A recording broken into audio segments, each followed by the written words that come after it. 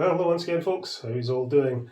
So a chap called Mike got in touch with me and said that he had this Bachmann modified haul and Bachmann Ivatt tank, both needing new axles. They've both fallen foul of the old split axle issue, which all of these old Bachmann split chassis models do. They're nice models, but those split axles will give you problems.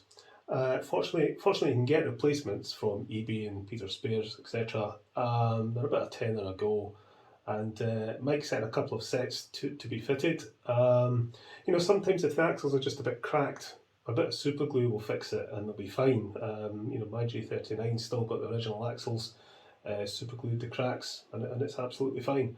But if the axles are really, really broken, then yeah, you want to replace them. So that's what we're going to do with these. Now, I've actually already done the Ivatt tank here. Let's just turn the power on. You can see it runs fine now. While I was fitting the new axles on the Ivatt, a couple of them cracked. So I ended up using both sets that Mike sent to fix the Ivatt, and I've had to order another set to fix the hole here. It is just so easy to break these when you're fitting them, be warned. So let's shove this modified hole into the shed and we'll sort the axles, and hopefully I won't crack them this time. Okay, so I wasn't actually going to bother making a video about fitting these axles. I thought it'd be a simple job, fit the new axles and just fire these locomotives back to Mike, and that would be that. Hardly worth videoing. But when the ones on the Ivatt tank cracked, I thought, do you know what? I think I will make a video because it'd be useful to let you see A, how to put them on in case you don't know, but also just as a bit of a warning about how easy it is to crack them when they go on. The ones that Mike sent me, this is one of them that's cracked. Glasses on. Yeah, it cracked on this side here. It does seem very, very brittle. I think these may be 3D printed. And the ones I've got from Peter Spares, I think are injection molded. I think these will be better quality and probably less likely to crack. Okie dokie, we'll get the body off. This has got one of those wee piston hujima whatsits, which makes getting the body off a little bit interesting. Let's just undo this screw, and then I'll tell you what we'll do. We'll just set the wheels like that. So only the very end of this rod is inside this cylinder here, and that should allow me to bend it out the way.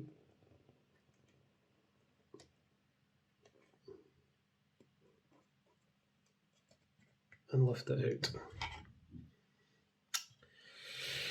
Right, let's get that out of the way. And then we'll remove the underframe.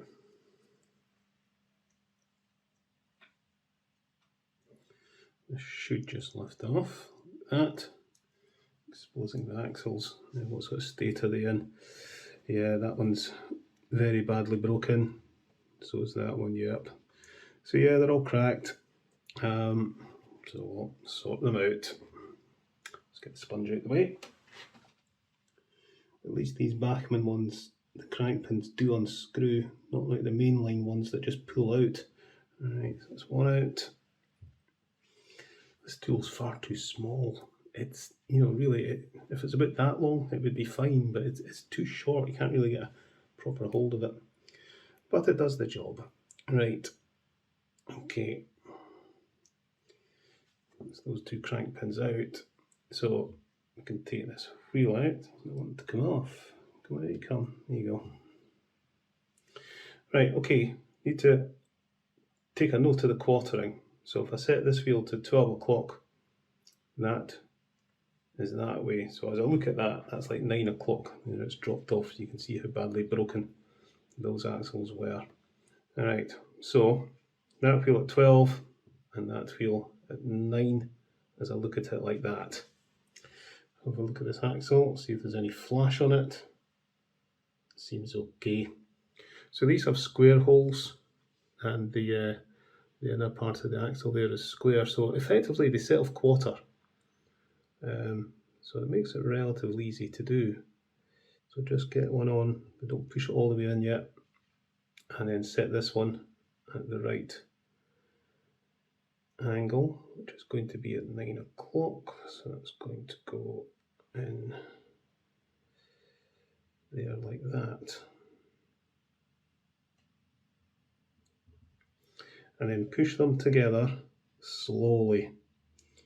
This is where they cracked on the Ivatt class, because I don't think the plastic was supple enough. I think it was too brittle.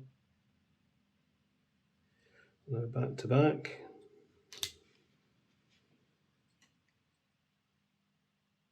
I think that'll do. So there we go. Simple as that. Essentially, they just push on. I don't glue them because once the glue sets, you can't adjust the back to back anymore without cracking the glue, and at that point you're at risk of cracking the axle again. So they should be a tight enough fit to simply just push together. So that's that one done. And I'm going to do these front ones as well. See what I mean? This thing is just too small, you can't get a hold of it. That's how easy these things come apart. I've heard and read of a few theories about why these axles crack. And a lot of people say it's a reaction between the plastic and the lubricant. Maybe. I just think it's more that they're just such a tight fit that the metal inside the axle, this bit here, will expand and contract with heat over time, and that coupled with vibration when the locomotive's running and a little bit of stress, they're just going to crack. That's all it is. Again, push them together slowly. They have a tendency, when you push them together, they have a tendency to just suddenly snap into place, and that's what happened on the Ivatt tank, and they just cracked. So do it slowly and use decent quality ones. They're spot on. That's the front and the rear. So now we need to do the drive axle. So with the drive axle, make sure there's no flash. These are pretty good, but there's a little pimple here from the injection moulding. The ones I got for my Royal Scot had pimples between the teeth, and that took a bit of sorting. So, but they were off eBay, so I think I'm going to replace them again and replace the ones on my J39 with these ones from Peter Spares, because they are so much better quality. Right, okay, now because we've got the wheels off front and back, we don't need to undo the crank pins. We can just lift this out and it should pull apart easy like that.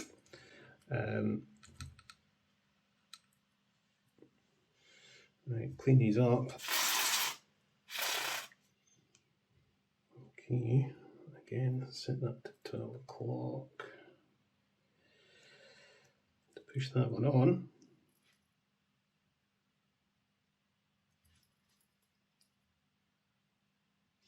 That'll do. Give these a clean out. Okay, put that on there. Put that on there. Correct, yep.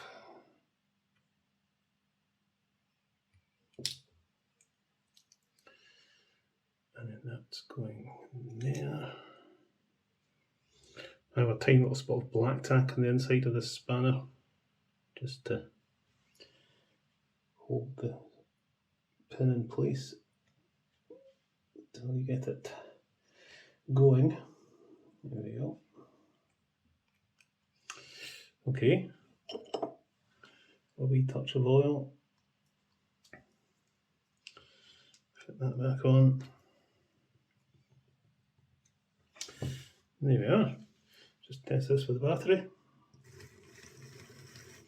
If you're testing a split chassis locomotive with a battery, for goodness sake, don't hold both sides of the chassis. It's only a 9-volt battery, but you'd be surprised the shock you can get. Right, we'll get some grease into this gear.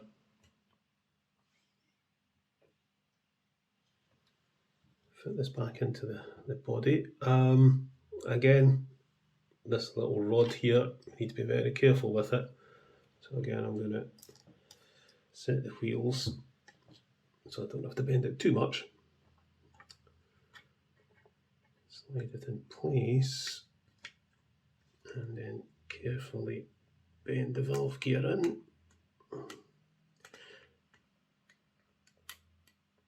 Like so. Screw that in. I'm going to loosen the screw of this front bogie off. I think it will jam up otherwise. Back that off a bit. Yeah, that's better. Right. Okay, just quick test. Here we are. Right, okay, we're done. Let's go and pull this out shed and give it a run around the layout. Okay then, out she comes.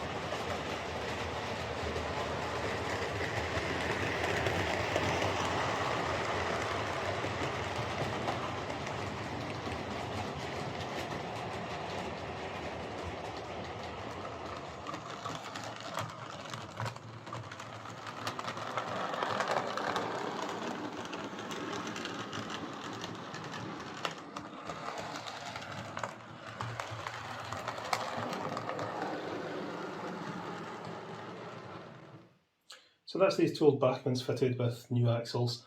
It's reasonably straightforward to do, but just be very careful when you're pushing them on, and try and get some decent quality ones. The chances are these replacement axles are just going to split again. It's just always going to happen.